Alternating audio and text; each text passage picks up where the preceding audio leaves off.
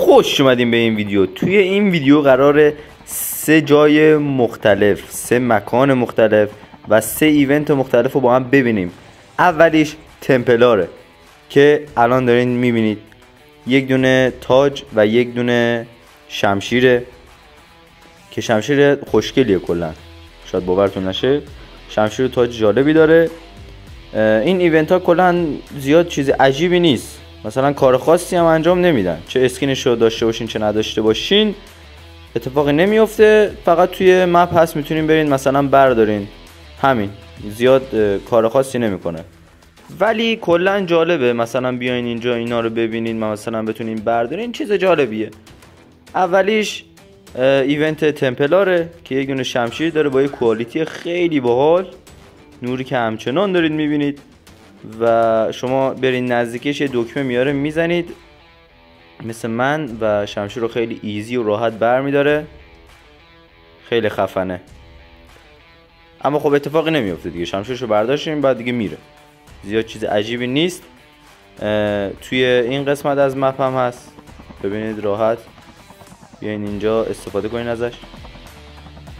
قسمت بعدی ایونت گست متیکه که میبینید این چاپرش افتاده اینجا، اکثرا باید دیده باشین این قسمت از مپو، و یک چاپر خیلی خسته و شکسته داره که با یک کوالیتی بالا، خیلی جالبه. کلا اینا چیزای جالبیه، باحاله.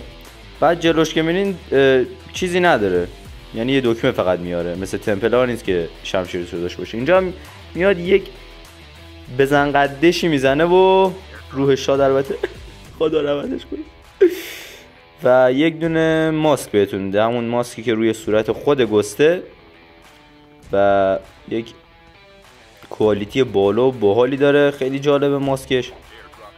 حتما بیاین اینا رو امتحان کنین، این 3 جای مختلف و جالبه، یه بار امتحان کنید، حداقل تجربه داشته باشین حداقل توی بازی دیگه. همین دیگه، اینم که چاپرشه و این قسمت از مپ هم هست، ببینید بیاین اینجا اشغال صفا سیتی.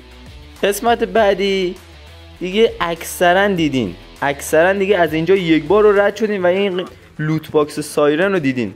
این مال سایرنه، 2 تا گزینه داره که اصلا نمیدونم واقعا اینا چی، اصلا هیچ کس هنوز نفهمیده این داستان این دوتا چیه. اگر شما میدونین تو کامنت ها بگین، اگر هم که نمیدونین هیچی. اما کسایی که با خودشون بگن مثلا اسکینای ما کار نمیکنه، باید با اسکین سایرن بیای، من اسکین سایرن دارم باهاش اومدم اینجا، اما هیچ اتفاقی بازم نیفتاده، یعنی اصلا مشخص نیست این قرار چیکار انجام بده. این بود از 3 تا قسمت از مپ که وسایلای اسکینای متیکو گذاشتن، چیز با جالبی بود، ایونت های باحالیه، انجام بدین لذت ببرین، چیز جالبیه.